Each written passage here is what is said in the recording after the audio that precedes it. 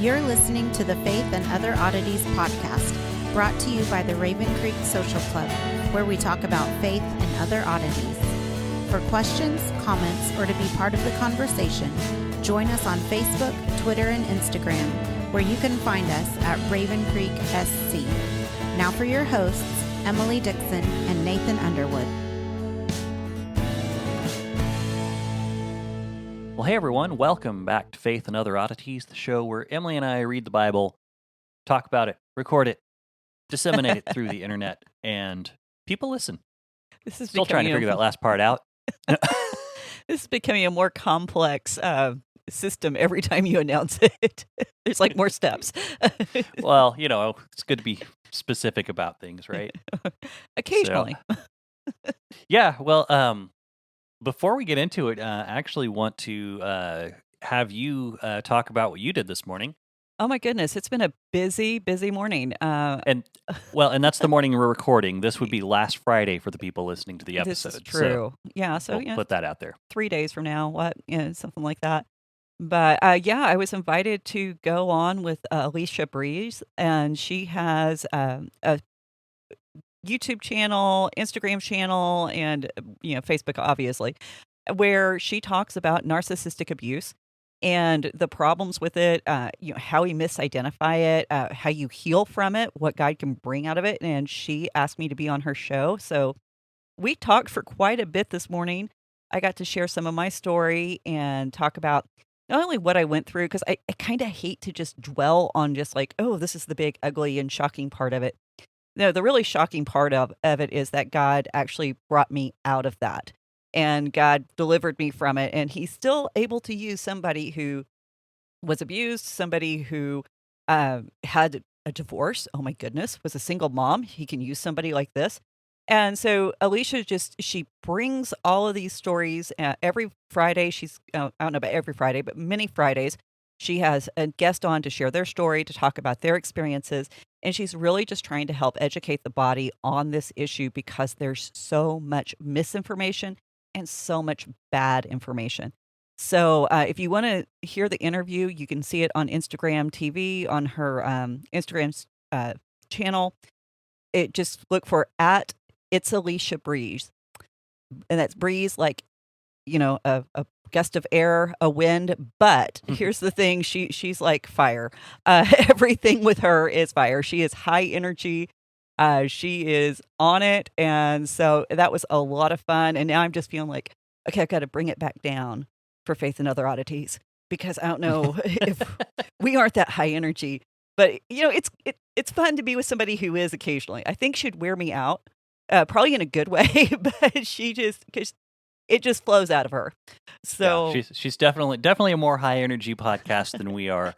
But that's a good thing. I mean, we need people doing all kinds of things. Lots of voices from different perspectives, different points of view, and it was just really, it's just good to sometimes, not just to hear somebody else's story, but sometimes, like for myself, it's good to kind of look back at my story and go, wait a minute, that did happen to me. Well, and to be able to share it in a format that's going to be just helping people is really good. So, big thanks and shout out to Alicia for having you on. If you want to know more of Emily's story, go check out that episode. I listened to it this morning as it was live, and it's one of those stories that I'm familiar with. Because I was you're there for a lot of it through a lot of it. Yeah, and but it's good to hear that kind of thing again every now and again, just to review how far things have come.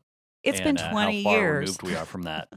Yeah, it's been 20 years. So yeah, it's been a little while. But that being said, because I just wanted to throw that out there and let people know that that's a great resource if you do have friends who are in relationships, suffering from narcissistic abuse or anything like that.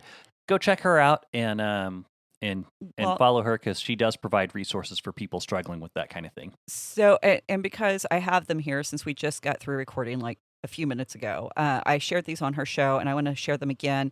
This is, I'm holding up, if you're watching on YouTube, a book by Jeff Crippen called Unholy Charade. If you are in church leadership, get this book, read this book. I'm not associated with him, I just, when you read this, and there's truth in here that so many church leaders do not have. And then he's got a cry for justice. And it says how the evil of domestic abuse hides in your church. And it does hide in our churches. And because we haven't been taught how to deal with it, we haven't educated ourselves, which is what Alicia's trying to do. Women who have been caught up in these relationships often don't have a safe place to turn. So I always, every chance I get to plug those books. They're so good. They're so informative. And I think they would alter the way a lot of people and a lot of churches handle these situations in their body, and in a good way. So anyway, now that I've got that out of the way. Cool. Yeah. Yeah, definitely. Now let's just, I guess we should move on to what people are typically here for. Right. Which is Bible. Which is Bible, yes. So we're back in 2 Samuel. We had left that behind for a short while and gone over a couple of Psalms. So there was a break in the story. But now we're going to pick up, and we're going to pick up in chapter 16, and we're going to start with verse 15, I think I told you. Yes, verse 15. So a little recap, in case you've slept since the last time you listened. I know I have. David has left Jerusalem at this point. He sent his priests and their sons back to Jerusalem. They tried to follow him out of the city with the ark. He said, no, you need to take him back. Just go do your thing in the city like you're supposed to. Ittai the Gittite and his people had joined with David. So now he's got a small working army. He's also got women and children that came along with Ittai the Gittite. That's not a tongue twister at all. Hushai has come along. And remember, we were told Hushai was David's friend. And David had said, no, you're going to be too much of a burden. This is not where your gifting lies. You're a talker. I need you to go back. I need you to be in Absalom's court. I need you to work as basically an agent of influence, a double agent, so to speak. We also had Ziva, who was the servant of Mephibosheth. He showed up. He's told David that Mephibosheth is going to support Absalom, that David can't rely on Mephibosheth. We don't know the rest of the story just yet, if we're following along chronologically. And Shimei had cursed David. So that had been the major events leading up to where we are now. And I think the other thing we should point out too is Shimei was from the house of Saul, and his accusation against David was that David had killed Saul and that he killed Saul's family. And of course, we know that's not true, but we don't know how much of this lie, these rumors, were believed by the public at large. And that's going to play into whether or not people actually accept Absalom as a new leader or whether they will reject him. Because a lot of this is going to come down to whether or not they think that Absalom's just a mini David, David 2.0, or if he is his own person. And so this is where we're going to start getting into some of those big conflicts that are going on in Absalom's life between him and David. So now we get on to our story. In verse 15, it says, now Absalom and all the men of Israel come to Jerusalem, and Ahithophel with him. So yeah. What I think is funny, and this has no real bearing on anything, I think it's funny that in the ESV it says, now Absalom, and then in the JPS it says, meanwhile. And so meanwhile, I realize it's a tiny, I realize it's a tiny distinction, but it's really, I don't know, it just kind of struck me as funny. Well, meanwhile.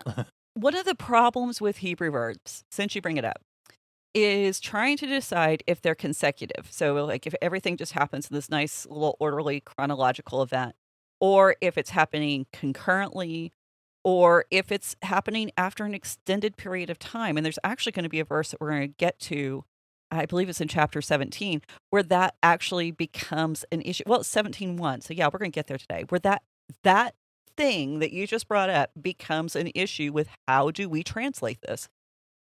See, I'm better at Bible study than I thought. You just had no clue. I mean, you just have no idea how good you are. So yeah, but it's a real concern, and so this is the reason why you find these variations in translation, because the point is that it happened. Most of the time, it really doesn't matter what the sequence of events are or what the real timeline is. It's just the fact that it did happen. And only occasionally does it matter. And then was like, well, why can't we be more specific? Why couldn't the Hebrew have just given you a point by point? At 12:03, David took a lunch break, and at 12:07, whatever. Yeah. So quick shower. Right? But what this verse here is doing, it is actually being very distinct because we have two names. We have, Absalom, obviously. He's the leader. He's the one who's caused all of this. So he's important. You got all the people, whoever they are, this big faceless mass. And then you have Ahithophel. And Ahithophel is with Absalom.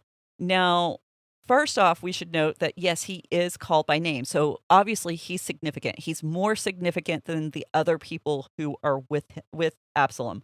But this word with, it's kind of unique in that it literally is just he's present. It doesn't mean that he's unified with. And so it's a little bit of a tip off to what's coming down the road.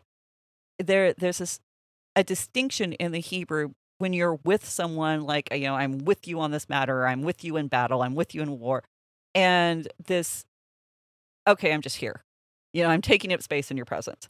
And this is what this word means. Ahithophel's just in Absalom's presence. He's taking up space. He's breathing the air. So little foreshadowing, and we should expect that from the writer of Samuel by this point, that he would be specific with the words where he can be specific and where it really does matter. So verse 16, and when Hushai the Archite, David's friend, came to Absalom, Hushai said to Absalom, "Long live the king, long live the king." Now, notice the writer points out Hushai is David's friend. He does not want you to forget that. This is the important element of Hushai and his presence.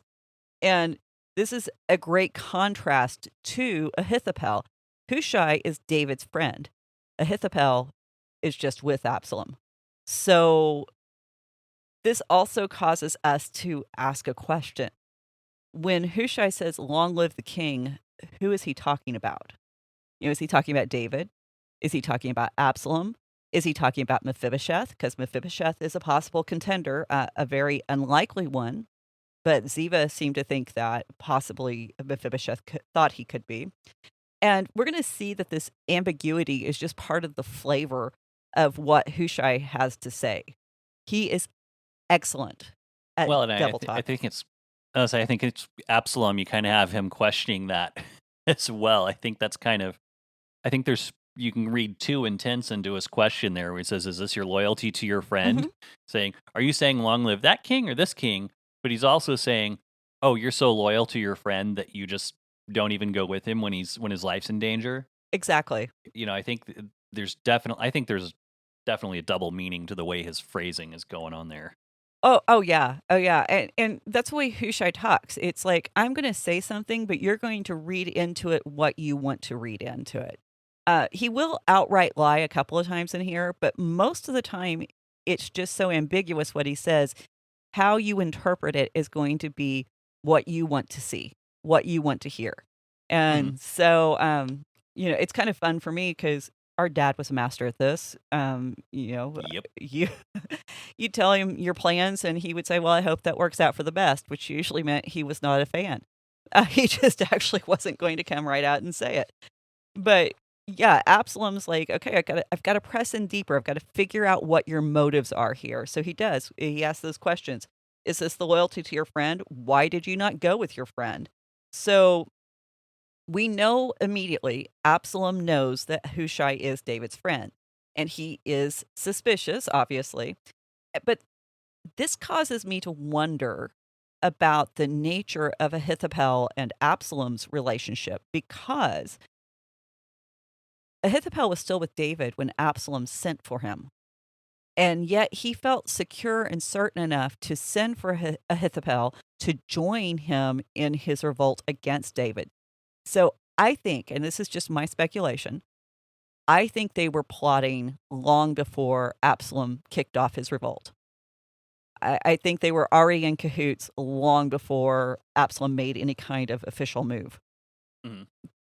Again, that's me reading into the text. I don't want anyone to say, "Okay, where do I find that chapter and verse?" You're not. That's Emily's head, and so take it for what it's worth.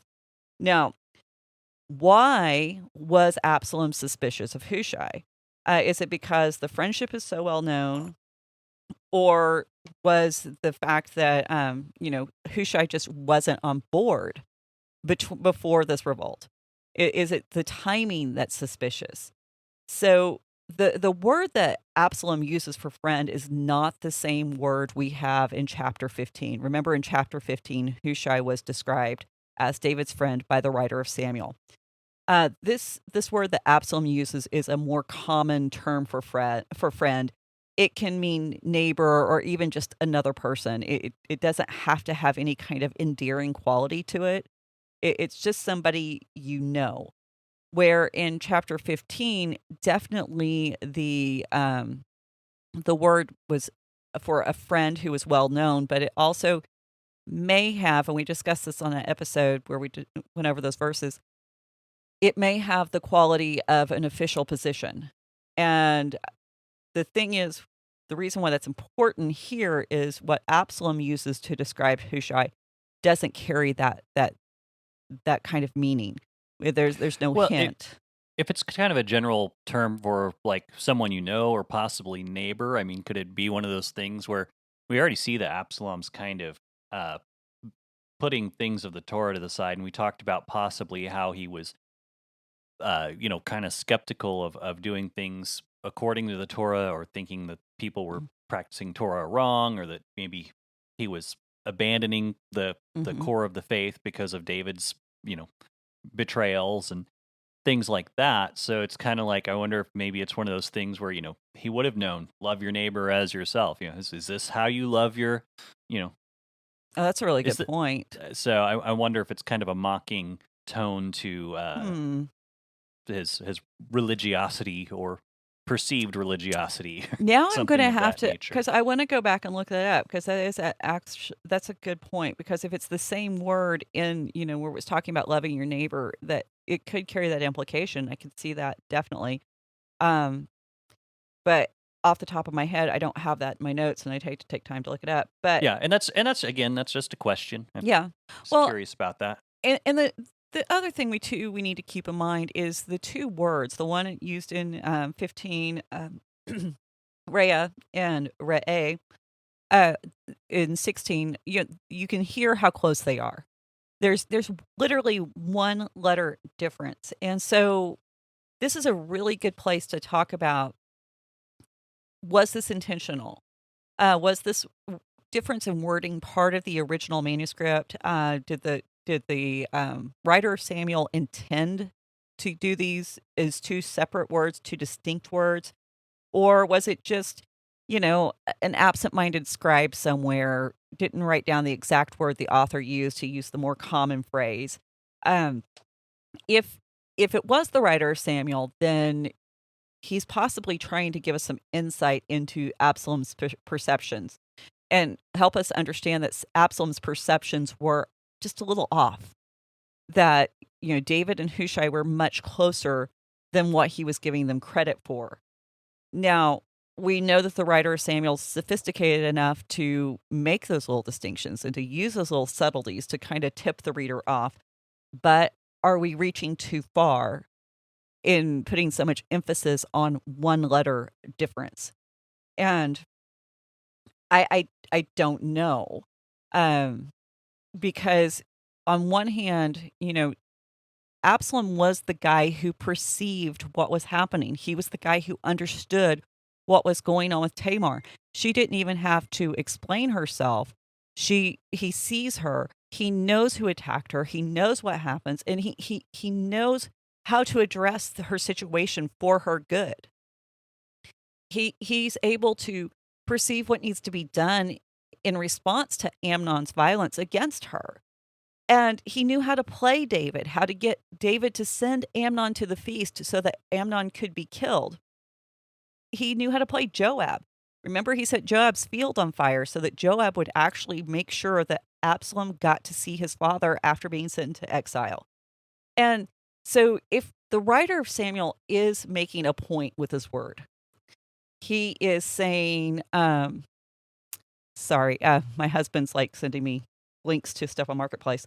But if he's making a point with something on this word, he's asking us to realize that Absalom's perceptions are starting to unravel.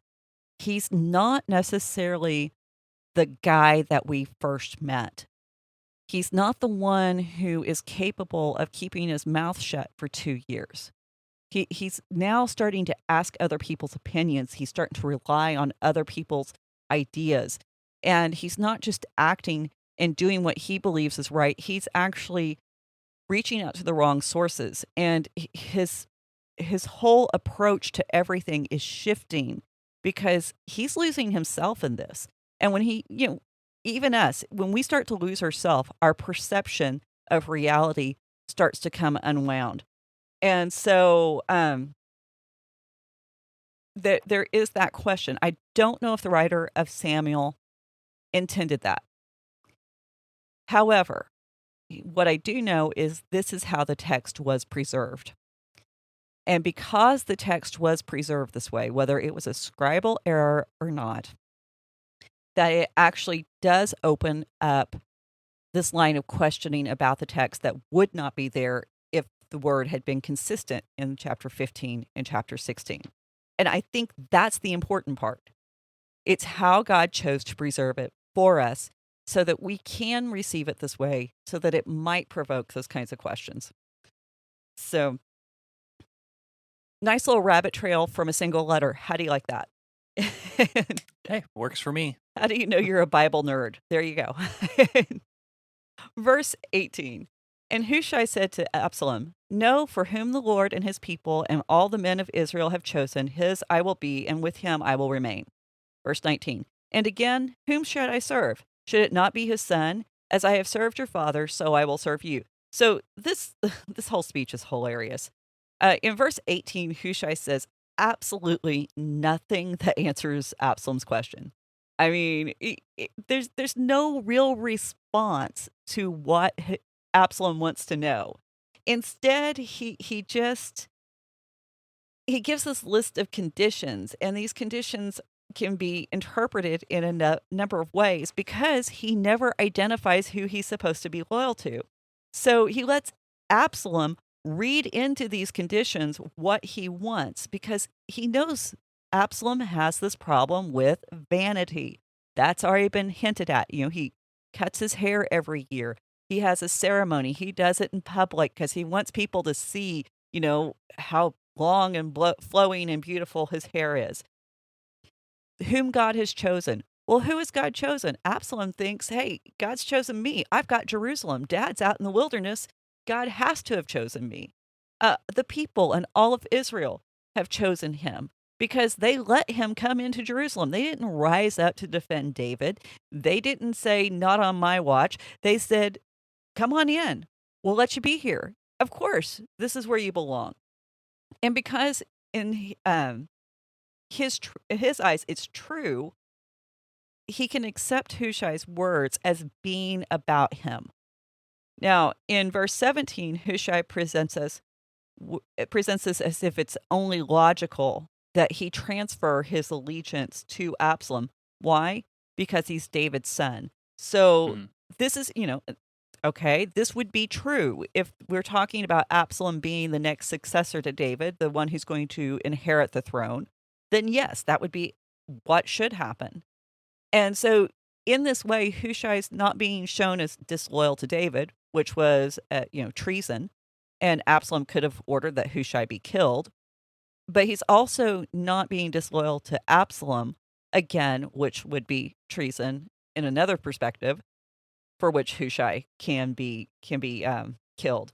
And this is the closest we get to a straight up lie in this speech, which is he will serve Absalom like he serves David. And the speech has just enough to convince Absalom that Hushai is sincere and to keep him alive. And that's what Hushai is doing. I mean, he walks a very fine line. He only lies when it's absolutely necessary, and he lets Absalom fill in the blanks for everything else. which Absalom does. And we're going to see a little bit later why Hushai is so good at using psychological warfare, psychological tactics to get Absalom to do what Hushai thinks is correct. So, verse 20. Then Absalom said to Ahithophel, "Give your counsel, what shall we do?" So, this is the first time that we have it explicitly spelled out. Absalom is asking other people to counsel him. And, like I said, before this, he's been somebody who keeps his own counsel. He's been someone who doesn't reach for outside help or input. So now he's relying on others, specifically Ahithophel. And Ahithophel, he's ruthless, and I see anger in his advice, even vengeance in his advice, which is the main reason why I do think that he was Bathsheba's grandfather. There is some underlying rage that fuels Ahithophel's counsel to Absalom, because in his mind, this would be strict keeping of the Torah. And what do I mean by that? Because what he's getting ready to suggest is just awful. In the Torah, you have an eye for an eye. And, we know that that's supposed to be limiting. If someone gouges your eye out, you can only take compensation for the eye. You can't go and slaughter the whole village of the guy who did this. You don't get to kill everybody's kids, grandkids, children, what have you, in order to avenge your wrong. So if Ahithophel is Bathsheba's grandfather and his granddaughter was raped by the king, then turnabout is fair play. And I'm not saying this is right. I'm just saying this is how he could have reasoned it. Again, out of Emily's mind, not in scripture. But what would be more fitting than for the women that were under David's care, specifically his concubines, to also be raped? So I think I can see how he would use this as a reasoning point, because he's put out there as a very wise person. Matter of fact, at the end of the chapter, it specifically says that to consult Ahithophel was like consulting the word of God. He's not a nobody. He understands things at a very high level. David and Absalom both esteem his counsel. There's got to be something going on with this guy that is right, or at least was right for a season. And a long enough season that he gained a level of credibility that few other people in the Bible do when it comes to counsel. Mm-hmm. So, anyway, I think that's just something to consider and think about. I may be off. And if you've got, anybody's got some better solutions, or, they totally disagree, let us know. I mean, I'm okay with speculating about some of this stuff as long as we recognize that it is speculation. And so I don't think there's anything wrong with questioning how do real people operate within real world scenarios. And when we're talking about this kind of violence against a family member, I think we should expect some kind of almost explosive retaliation, that the rage would be that deep. So I've been talking all morning. Like, my throat is, yeah, I'll be done talking by the time we get done with this episode. Yeah. Sorry, I don't have much to contribute, or I'd take it for a little bit, but yeah, well, this is kind of straightforward. We'll get into some more stuff I'm sure you're going to pick up on here in a little bit. Verse 21, Ahithophel says to Absalom, "Go into your father's concubines, whom he has left to keep the house, and all of Israel will hear you have made yourself a stench to your father, and the hands of all who are with you will be strengthened." So the writer of Samuel has already established what this means to be a stench to someone. That was the word that we used back with Tamar when Amnon attacked Tamar, that he would be a stench, which linked us back to Dana. Sorry, go ahead. Right. Well, yeah, I was wondering if that was kind of a link back to Dina, and with with the sons of which Jacob? two sons was it? Simon Sons and Levi. of Jacob. Yeah, Simon and Levi saying, "Hey, this is not something we do in Israel." Right. Well, and But And is it kind of a nod? Is it kind of a nod by the writer to say that, hey, we realize this happened, but it's not the kind of thing that's supposed to happen? it's yeah, because what it is, it's a break with David, and David being the representation of what Israel was. And so the fact that Absalom would completely do something that would sever that relationship with his father would make him, at least according to Ahithophel, more appealing to the masses in general. And that's what he's trying to do, because if he can get the masses to support Absalom, get David out, then there's more of a possibility of concluding whatever grand scheme he has for the throne. And there's going to be some questions about what his plan is for, either Absalom as king of Israel or somebody else as king of Israel as we move forward. But then the other thing, too, that we need to remember is that the writer of Samuel has established what it means for one man to take another man's wife. And remember, we've talked about this on a previous episode. A concubine was a wife. A lot of people don't understand this. They think that there's some kind of prostitute, some kind of mistress. They're a wife. What they don't have is that ketuvah, that marriage contract that ensures that if they get divorced, they will have some kind of financial compensation that will keep them from being destitute. So they are in a lesser position in that they're kind of stuck with their husbands no matter what, whereas a full-fledged wife would have some kind of out. She would have the ability to remove herself from a difficult situation. And earlier on in 2 Samuel, we had Abner, who had taken one of Saul's wives. Now, Saul was dead at the time, but Ishbosheth, one of Saul's sons, this is why he fell out of line with Abner, why there was a problem with Abner, and began to doubt Abner's loyalty and began to wonder if maybe Abner was going to try to take the throne from him, which led to some major problems. So this idea of sleeping with another man's wife, essentially, and we've said this before, if a man can take another man's place in the bedroom, then he can take his place in other ways. And so this is Absalom's basically a public declaration of, I'm just as much of a man as my father. Even more so, I have thoroughly replaced him in every aspect, both with his wives and in the kingdom. So this is not just Absalom saying, hey, my father's wives are so hot, I want to be with them. He's making a political statement. And at this point in time, sex was very much a political arrangement. It was not the love, romantic thing that we talk about today. Were there romantic and loving relationships? Yes.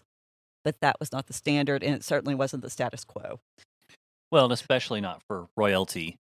No. That's a totally different thing. Well, think of the marriages today in the British monarchy and the stink that's going on with the family.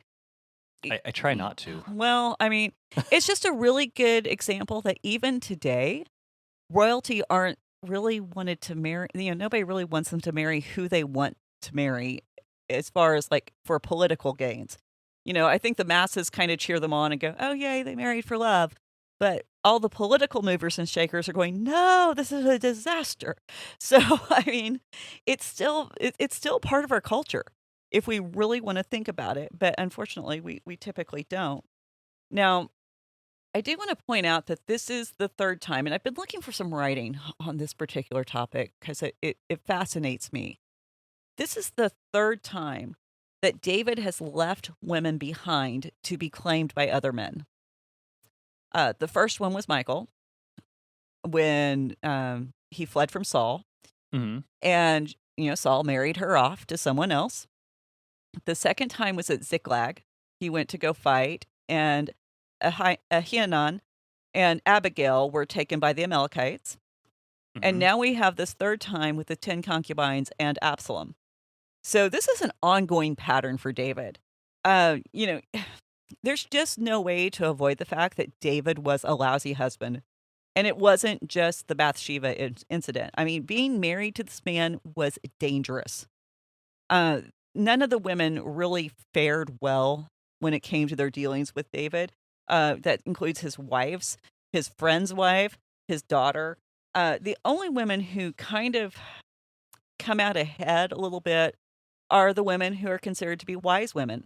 These are the women who were just as political and just as savvy as him. Of course, Abigail was probably the primary example, but I don't think this should really surprise us because almost every Bible hero were they're horrible fathers and husbands. I mean, we got Abraham who pimps out Sarah a couple times.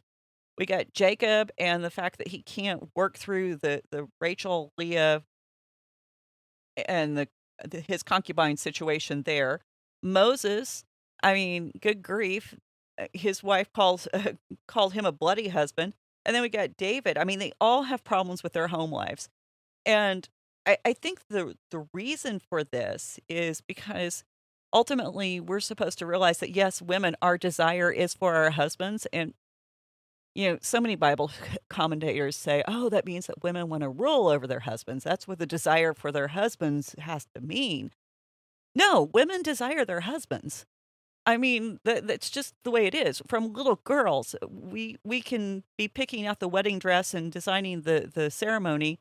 It's part of our innate being. We want to be married. We tell stories that appeal to that aspect of women.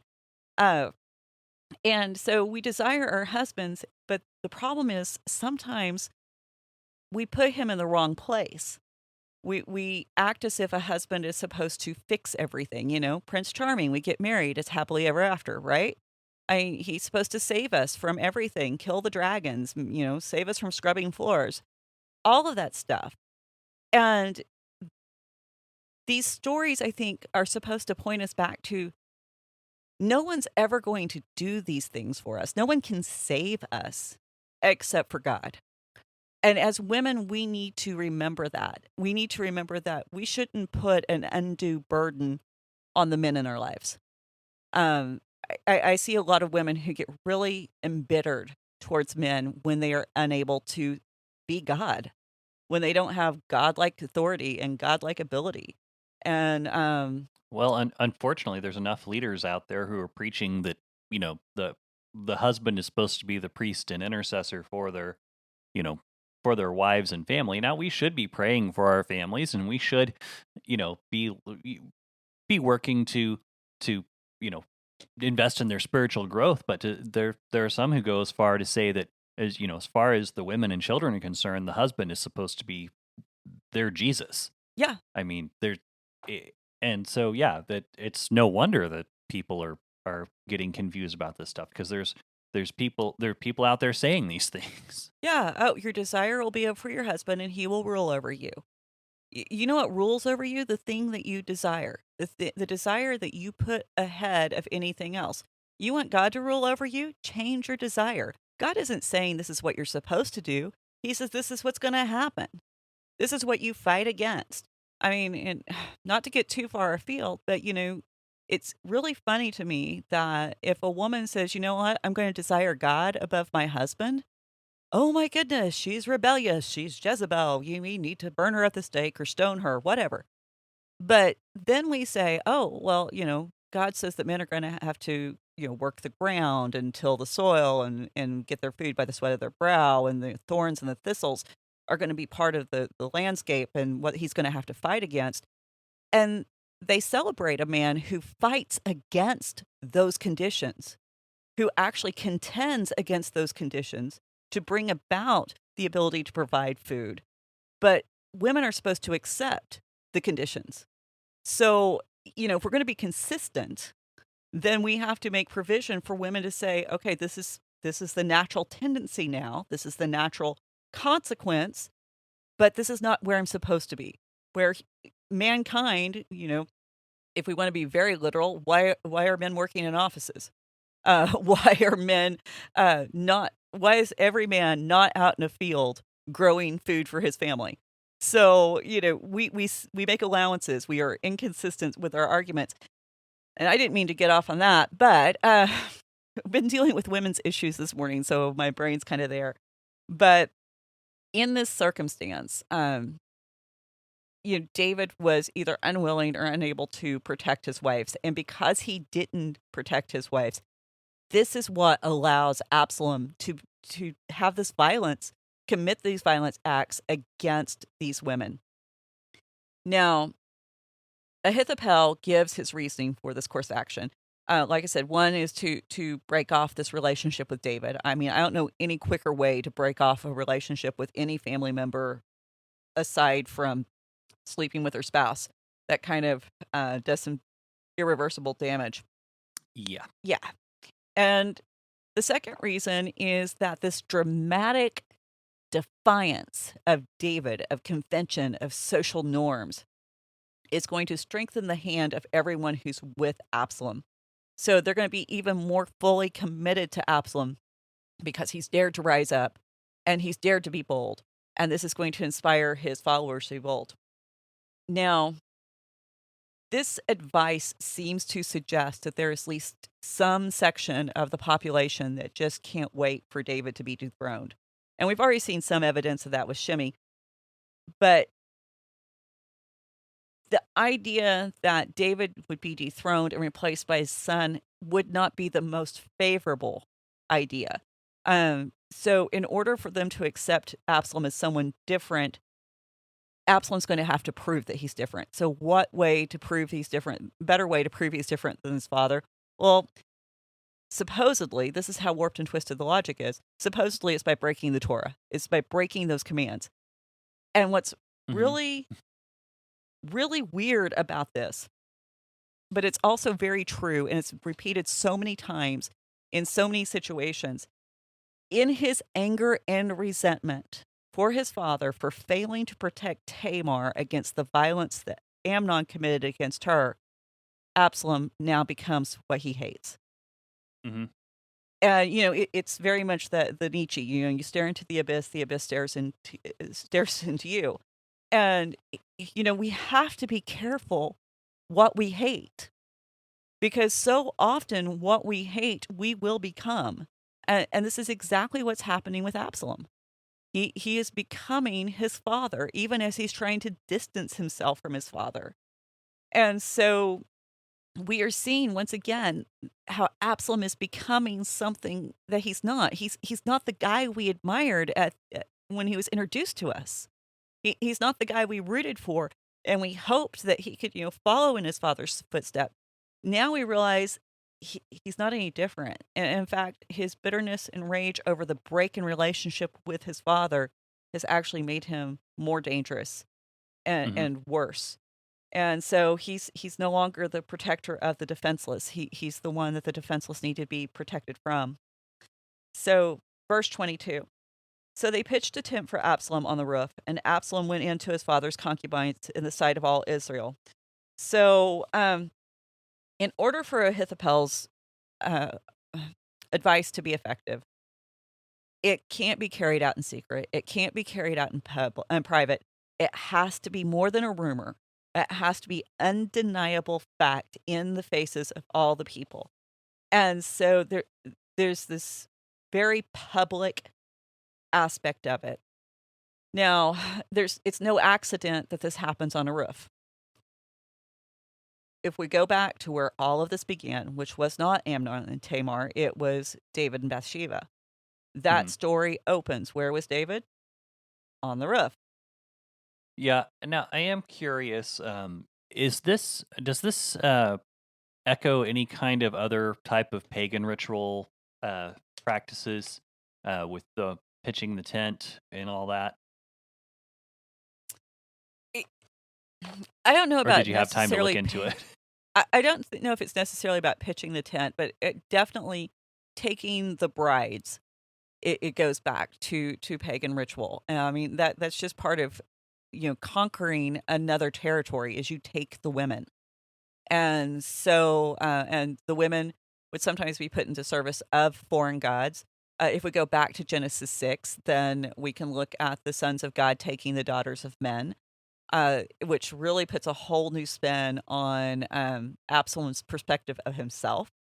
And we already talked about with David and Bathsheba how he was emulating those sons of God. And, this was his darkest point in his reign. So it does play into that kind of overall mythology that is so common. I mean, it's so common that we have memes about Zeus. Zeus was all over anything he could get a hold of. That was it's a big joke now about Greek mythology, and that was Right. Zeus's full-time job. Um, and of course the priests and the kings of these different gods, they would act like these different gods, which involved, taking the women. So I don't know, no, like I said, about necessarily pitching the tent. That may have been done just to preserve a little bit of dignity, whether for the women or for Absalom. We aren't told. That would be interesting to know. We also aren't told the time span. We know there's 10 concubines. Um, and I've heard a lot of questions. I've read a lot of questions about, what length of time this sleeping with 10 concubines took, whether it was 10 days or 10 minutes. Again, we don't know. I'm not even going to try to answer those questions for anyone because somebody's asking them, I guarantee you. But seems like kind of a superfluous detail, but whatever. Yeah. That's the thing. We know that it was public enough for people to know what's going on, but it seems like it was hidden enough that all the details aren't known. But we should also be expecting this. If we go back to 2 Samuel 12:11 through 12, Nathan says, "Thus says the Lord, behold, I will raise up evil against you out of your own house, and I will take your eyes and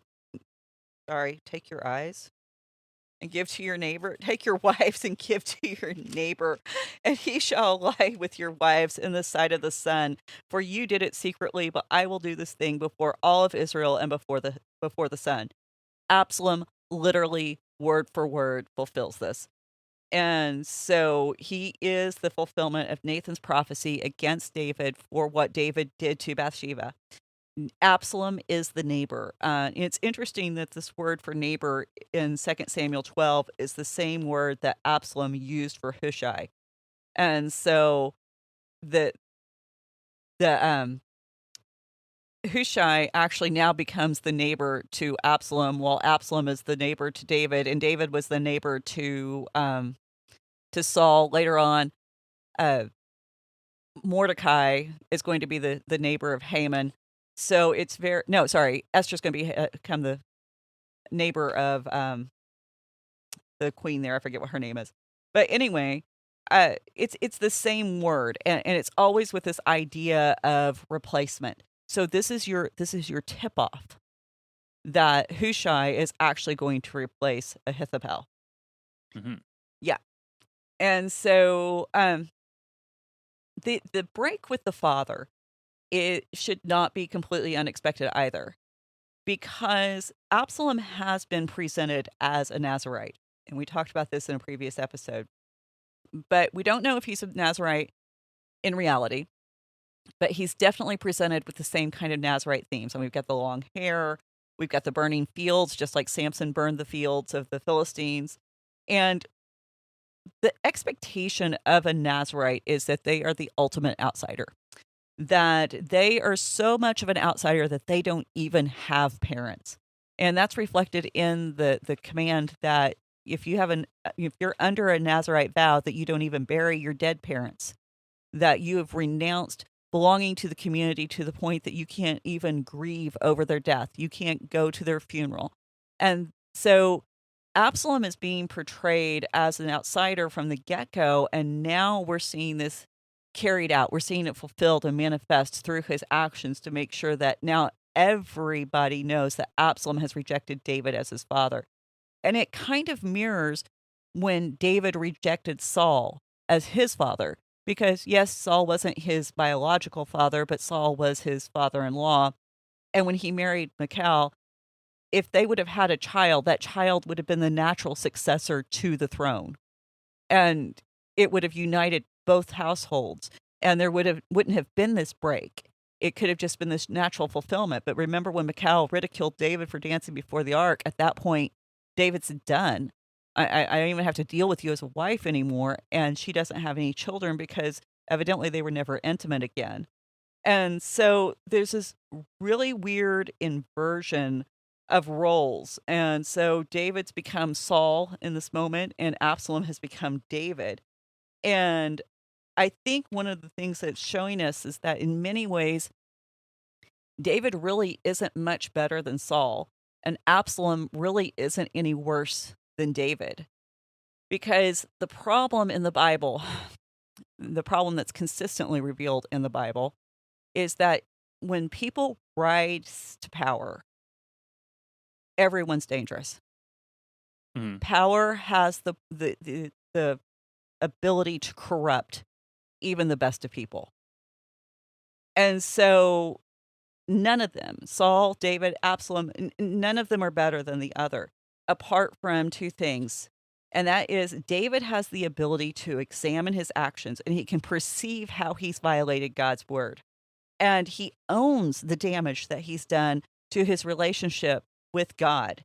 And he understands that it wounds God's heart, that this is not some kind of abstract, oh, I did wrong and the universe might be out of kilter. No, that God is a person, God is a real being, an individual with the ability to be hurt. And so David, when he is accused of hurting this relationship, of hurting God's heart, he doesn't excuse or justify what he did. He does what is right. He actually does the correct thing. He doesn't say, I'm the king, I can do whatever I want to, and no one has the right to stop me. He says, God is the king, and I need to honor him. And this is why he can repent and he can turn back to God and away from what he did. And he can, respond to his sin in an appropriate manner. Saul and Absalom, neither one do this. And I think it points us to the need for the true king. It points us to the need for the real Messiah, which is Jesus, of course.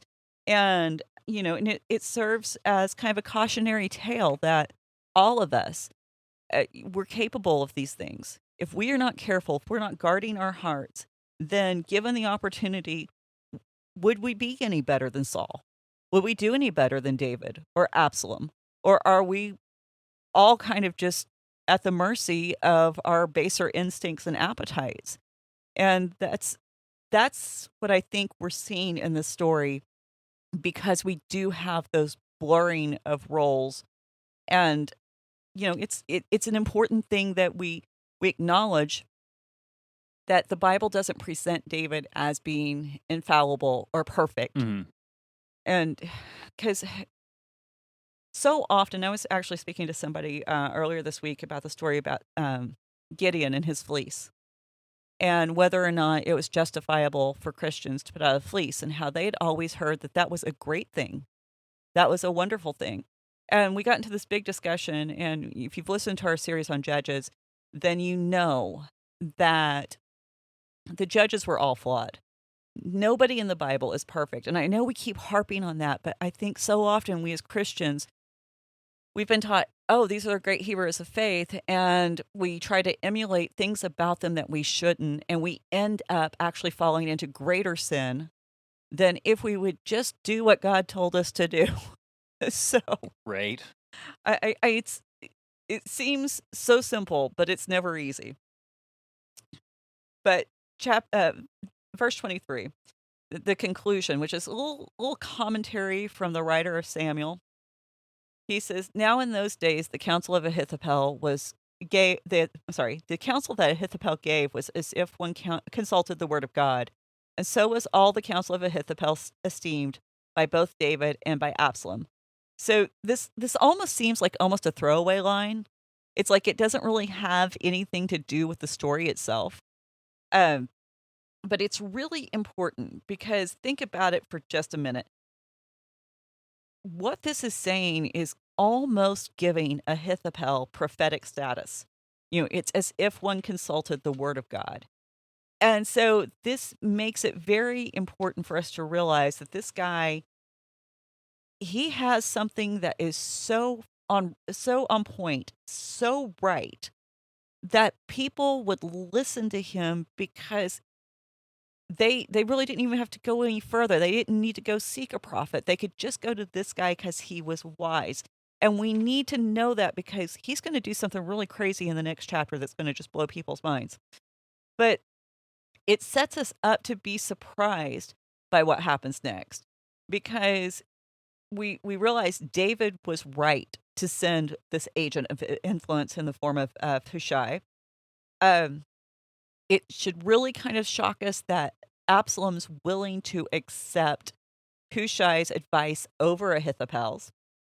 And we're going to see how this is what ultimately saves David from Ahithophel, because Ahithophel is out for blood. And I think that's where we see his wisdom get corrupted. His wisdom, which had been so reliable and so highly esteemed, gets twisted when he allows vengeance and hate to be his motivating factors. And again, makes perfect sense if we realize that Bathsheba is his granddaughter. And so I find it very, very interesting that these are things that a lot of times aren't brought out when we tell the story. So, and I should clarify, Ahithophel is never called a prophet in the Bible. But it's just that he's given this kind of, comparable clout and status, at least in the eyes of David and Absalom. And you would presume that if David and Absalom felt this way about him, then the rest of the kingdom would have followed suit. And the other thing that I think it kind of comes into play here is if David esteemed him so highly, if David valued his advice to the level that we're being told that David did, then you can understand why Ahithophel might feel so betrayed. Because you would assume that if a king is going to give you personal favors as an individual, that those kinds of personal favors would extend to your family and household. And so this isn't just David grabbed a girl walking down the street in Jerusalem because he saw her. This is the granddaughter of one of his most trusted advisors and friends. And especially if we go back to Psalms and we talk about, was it Psalm 3, where we walked in the house of the Lord together, we shared counsel, calling this guy an intimate friend, if we believe that's who David was talking about. Oh my goodness. The level of betrayal, how insulting and how hurtful that would be, would explain everything that's getting ready to unfold in chapter 17. Mm-hmm. So that's kind of all I've got on this chapter. And since we're getting pretty close to time here. Yeah, that's that was a lot of information. So, and we went through it pretty quick, but I'm still hyped up from today. Oh, I know. But yeah, I mean, that's a good place to kind of break there. We generally try to keep it at an hour. We tend to go, about an hour 5, an hour 7 mostly. But we usually have a lot to say. What you're missing out on this side, because we aren't doing a video call, so I can't see you. You can't see me right now. Like, I have been sitting on this couch so long this morning, I'm having to rearrange myself. So my knees are in the shot every so often. So yeah, okay. Congratulations, guys. You got to see my knees. Well, that being said, everyone, thanks for joining us. Hope you had a good time. And we hopefully learned something. I know I'm learning all kinds of things through these discussions, and hopefully you enjoy it. Join us next week to be part of the conversation. In the meantime, hit us up on the website, Raven Creek SC or Raven Creek SC on all the social media. And in the meantime, we will see you next week. Thanks. Bye. Bye. You've been listening to the Faith and Other Oddities podcast, a Raven Creek Social Club production. Don't forget to follow us on Facebook, Twitter, and Instagram. If you like what you've heard, please write us a review on iTunes or consider supporting us on patreon.com/RavenCreekSC. As always, thank you for listening, and don't forget to join us next week.